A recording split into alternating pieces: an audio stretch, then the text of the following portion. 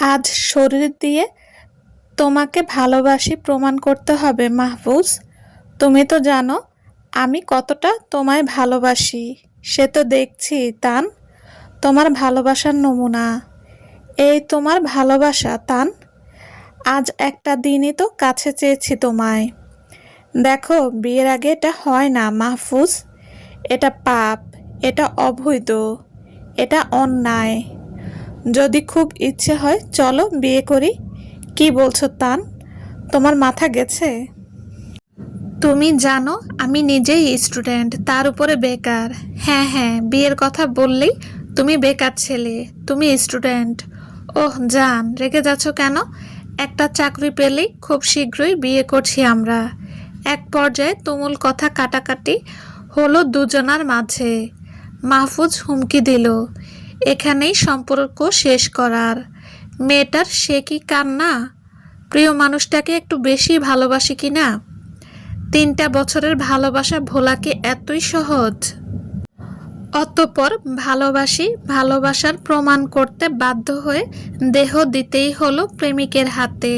ছেলেটা ভোগ করলই, সাথে রেখেছে মেয়েটার অগোচরে ভিডিও বানিয়ে।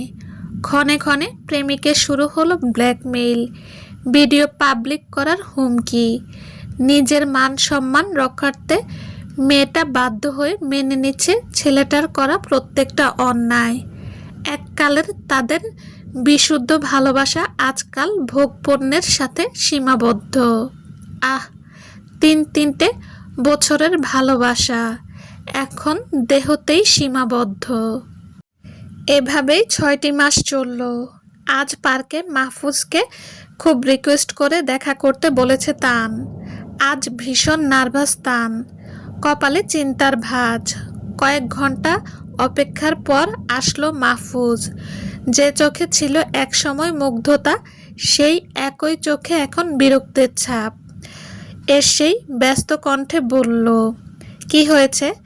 এত ঘটা করে দেখা করার কি আছে তান? তাড়াতাড়ি বলো, কি বলবে? আমার হাতে একদমই সময় নেই। আজকাল ভীষণ ব্যস্ত সে। দীর্ঘ নিঃশ্বাস বেরিয়ে আসলো মেয়েটার বক্ষ থেকে। ভীতু কণ্ঠে আমতামতা করে বলল, আমি প্রেগনেন্ট মাহফুজ। তুমি বাবা হতে চলেছ মাহফুজ। কার পাপের ফসল আমার বলে চালিয়ে দিচ্ছ তান? এসব কি বলছো মাহফুজ? হ্যাঁ ঠিকই বলছি, তুই নষ্টা। তোর মতো মেয়ে ধারা সব সম্ভব। খবরদার, তোর পাপের কথা আমায় বলবি না। তোর মতো দুশ্চরিত্রা মেয়ের মুখ দেখতে চাই না আমি। তুই চলে যা সামনে থেকে, আর কখনো আসবি না আমার সামনে। তোর সাথে আমার কোনো সম্পর্ক থাকতে পারে না। তোর মরে যাওয়া উচিত, নষ্টা নারী। বলেই মাহফুজ চলে যেতে নিল। তান অশ্রুভরা নয়নে প্রিয় মানুষটার হাত ধরে ফেলল। অসহায় কণ্ঠে বলল, বিশ্বাস কর মাহফুজ, আমার গর্ভে তোমার সন্তান। প্লিজ আমাকে ছেড়ে যেও না। এই মুহূর্তে তোমাকে আমার ভীষণ প্রয়োজন। ছেলেটা শুনল না মেয়েটার আকুতি মিনতি, কণ্ঠের কান্না।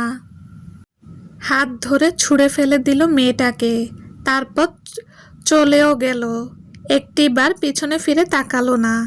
মেয়েটা শুধু অবাক হয়ে দেখল প্রিয় মানুষ কিভাবে রং বদলায়। দেহ মন সব দিয়েও রাখতে পারল না প্রিয় পুরুষকে।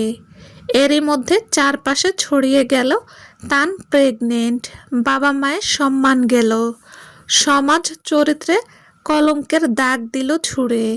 কলঙ্কের ভার সইতে না পেরে ফাঁস লাগালো সিলিং ফ্যানে, কিন্তু মরল না। এত কিছুর পরেও মা বাঁচিয়ে নিল তাকে। মেয়ের শরীর থেকে কলঙ্কের ভার কমাতে পেটের বাচ্চাটা নষ্ট করে দিল। অকালে ঝরে গেল অনাগত জান্নাতের একটি ফুল। সবকিছু হারিয়ে মেয়েটা আজ মানসিক ভারসাম্যহীন। লোকে তাকে পাগলি বলে ডাকে। পাগলিটা আজও পথ চেয়ে বসে আছে ওই পার্কের সেই বটগাছের ছায়ায়। তার এখনো বিশ্বাস তার প্রিয় পুরুষটি আসবে। এলোমেলো কাপড়ে আজও অপেক্ষা করে সে। বছর শেষ হলো। হুট করে একদিন তার অপেক্ষার অবসান ঘটিয়ে রোডে দেখা গেল সেই পরিচিত মুখটা। পাগলি মেয়েটা ভুল করলো না সেই মুখটা চিনতে, ফিক করে হাসলো। কিন্তু নিজের প্রিয় মানুষটার ভরসার হাত আজ অন্য নারী খুব শক্ত করে ধরে আছে। পাগলির হিংসা হলো, দিক বেদিক শূন্য হয়ে ছুট লাগালো নিজের অধিকার নিয়ে। হঠাৎ একটি ট্রাক ধেয়ে এসে পিষে দিল মেয়েটাকে। কাঙ্ক্ষিত পুরুষটার কাছে আর যাওয়া হলো না পাগলিটার। সে আর কারো জন্য অপেক্ষা করবে না। সমস্ত অপেক্ষার অবসান ঘটিয়ে শুদ্ধ ভালোবাসার শেষ পরিণতি হিসেবে মৃত্যুটা তাকে উপহার দিল প্রিয় পুরুষ। একজন মেয়ে যাকে মন দিতে পারে তাকে শরীরটা দেওয়া কিছুই নয়। আচ্ছা, এই শরীরে আছেটা কি? অথচ আশ্চর্য, ৯৯ ভাগ পুরুষের কাছে এই শরীরটাই দামি। মনের দাম নেই কানাকড়িও। কিন্তু কেন নেই? তবে এখনকার ভালোবাসা কি শরীর পর্যন্ত সীমাবদ্ধ? আজও পাগলির নিথর হয়ে পড়ে থাকা ক্ষতবিক্ষত দেহের অতৃপ্ত আত্মাটা যেন চিৎকার করে বলছে, শোনো পৃথিবীর সকল রমণীগণ, সাবধান! আমার মতো ভালোবাসার প্রমাণ করতে গিয়ে শরীর বিলিয়ে দিও না। তুমি ভুল মানুষকে সত্য মনে করলে তার মিথ্যা অভিনয়টা একদিন তোমার ভালো থাকা কেড়ে নেবে। যে পুরুষ তোমায় ভালোবাসবে সে অবৈধভাবে তোমার শরীর চাইবে না। মনে রাখবে, শরীরের ভালোবাসা ক্ষণিকের, শরীর পেয়ে গেলেই সব শেষ। সমাপ্ত। আসসালামু আলাইকুম।